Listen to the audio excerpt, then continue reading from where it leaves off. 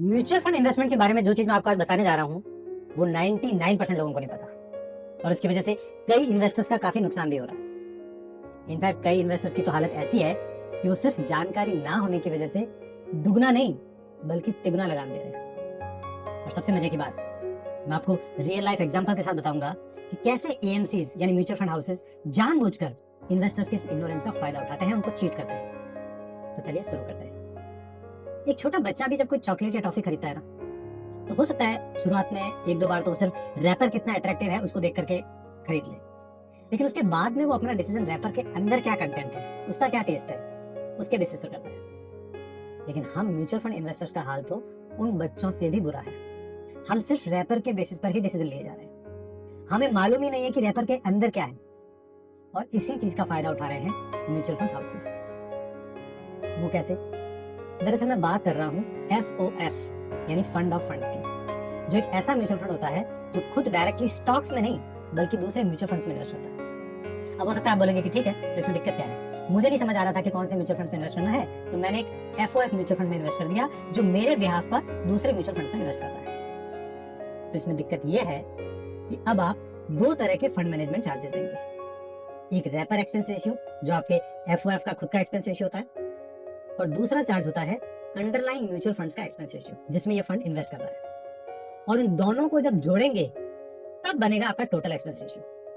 और जब हम FOF म्यूचुअल फंड का कंपैरिजन दूसरे नॉर्मल म्यूचुअल फंड से करते हैं तो उसमें हमको इस टोटल एक्सपेंस रेशियो को कंसीडर करना चाहिए, लेकिन हमको सिर्फ FOF का रैपर एक्सपेंस रेशियो ही दिखता है, या यूं कहें कि यही दिखाया जाता है। चलिए अब एक उदाहरण से समझते हैं कि इस बात का म्यूचुअल फंड हाउसेस कैसे गलत फायदा उठाते हैं। और ये सिर्फ एक उदाहरण है एकेडमिक पर्पस के लिए, कोई पॉजिटिव या नेगेटिव रेकमेंडेशन नहीं है। बंधन income plus arbitrage fund of funds direct, इसका एक्सपेंस रेशियो है मात्र 0.04%, जो कि काफी कम लग रहा है ना। लेकिन मजे की बात, ये FOF फंड अपना पैसा सिर्फ दो म्यूचुअल फंड्स में इन्वेस्ट कर रहा है। यानी अगर आप उन दोनों म्यूचुअल फंड्स में डायरेक्टली इन्वेस्ट कर दो तो आपके ये 0.04% भी बच जाएगा। चलो कोई बात नहीं, अब आगे सुनिए। जिन दो म्यूचुअल फंड्स में ये FOF इन्वेस्ट कर रहा है, पता है वो कौन से? बंधन कॉर्पोरेट बॉन्ड फंड्स एंड बंधन आर्बिट्राज फंड, यानी दोनों बंधन के खुद के ही फंड्स, और जिनका एवरेज एक्सपेंस रेशियो है 0.34%। यानी आपका टोटल एक्सपेंस रेशियो हो गया 0.34 प्लस 0.04 यानी 0.38%। अब यहाँ देखो बंधन ने कितना स्मार्टली अपने दो प्रोडक्ट्स जिनका एक्सपेंस रेशियो 0.34% है उनको एक साथ बंडल करके उनके दाम को बढ़ा करके 0.38% कर दिया, और उसको आपको बेचा जा रहा है ये बोल के कि इसका एक्सपेंस रेशियो सिर्फ 0.04% है। और ऐसे कई एग्जांपल्स मिल जाएंगे आपको। और मान लो गलती से आपने इन FOFs में भी अगर डायरेक्ट की जगह रेगुलर प्लान खरीद लिया तो उसमें फिर ब्रोकर का कमीशन और जुड़ जाएगा। मतलब आप पूरी पिक्चर को समझिए। यहाँ हो क्या रहा है कि चूंकि एक रिटेल इन्वेस्टर को डायरेक्ट स्टॉक सेलेक्ट करना नहीं आता तो उसके लिए मार्केट में म्यूचुअल फंड्स आ गए कि आप अपना पैसा हमको दे दो, हम आपके बिहाफ पर इन्वेस्ट कर देंगे। चलिए यहाँ तक तो बिल्कुल ठीक है, करना भी चाहिए। लेकिन फिर रिटेल इन्वेस्टर बोलता है कि इतने सारे म्यूचुअल फंड्स हो गए, इनमें से किन म्यूचुअल फंड्स में इन्वेस्ट करना है मुझे वो भी नहीं समझ आ रहा।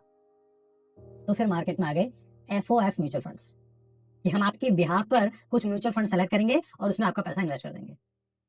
और हद तो तब हो गई जब रिटेल इन्वेस्टर बोलता है कि कौन से FOF म्यूचुअल फंड में इन्वेस्ट करना है मुझे ये भी नहीं समझ आ रहा। तो उसके लिए फिर कुछ ब्रोकर्स आ गए मार्केट में जो इन्वेस्टर्स को ये सजेस्ट करेंगे कि उनको कौन से म्यूचुअल फंड्स में या कौन से FOF म्यूचुअल फंड्स में इन्वेस्ट करना चाहिए, और इसके लिए ऑब्वियसली वो फिर एक्स्ट्रा कमीशन भी चार्ज करेंगे। और इनको ही हम रेगुलर फंड्स बोलते हैं। और अगर आप किसी रेगुलर FOF फंड में इन्वेस्ट कर रहे हैं तो समझ लीजिए कि आप 3 तरह के चार्जेस पे कर रहे हैं, यानी तिगुना लगा। और कुछ केसेस में तो टोटल एक्सपेंस रेशियो 2% से भी ज्यादा हो जाता है। और अगर आप कोई घटिया से घटिया म्यूचुअल फंड में भी 15 से 20 साल तक इन्वेस्टेड रह जाते हैं तो आप कम से कम 1 से 2 करोड़ का कॉर्पस तो बना ही लेंगे। और अगर हम बेयर मिनिमम 1 करोड़ के कॉर्पस की भी बात करें तो उस पर 2% मतलब 2 लाख रुपए आप चार्जेस के रूप में देंगे हर साल, भले आप उसमें कुछ इन्वेस्टमेंट कर रहे हैं या नहीं कर रहे हैं। इनफैक्ट जो लोग अपने 40s में हैं वो तो कम से कम 5 से 10 करोड़ का रिटायरमेंट कॉर्पस टारगेट कर रहे होंगे, और जो लोग अपने 20s में हैं उनका टारगेट तो होगा करीब 100 करोड़ रुपए, जो कि इजीली अचीवेबल है अगर आपके पास 40 साल का इन्वेस्टमेंट होराइजन है तो। इनफैक्ट इतना तो उनको करना ही पड़ेगा क्योंकि आज से 40 साल बाद के 100 करोड़ आज के 10 करोड़ के बराबर ही है। तो सोचिए उनके कॉर्पस से 1 से 2 करोड़ रुपए फंड मैनेजमेंट चार्जेस के रूप में ही करते रहेंगे हर साल।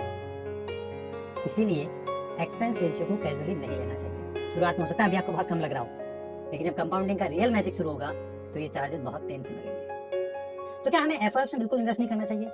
सी एफओएस में इन्वेस्ट मेरे ख्याल से तभी करना चाहिए जब आप फॉरेन म्यूचुअल फंड्स में इन्वेस्ट करना चाहते हैं, क्योंकि डायरेक्टली उनके म्यूचुअल फंड्स में इन्वेस्ट करना काफी कॉम्प्लिकेटेड है।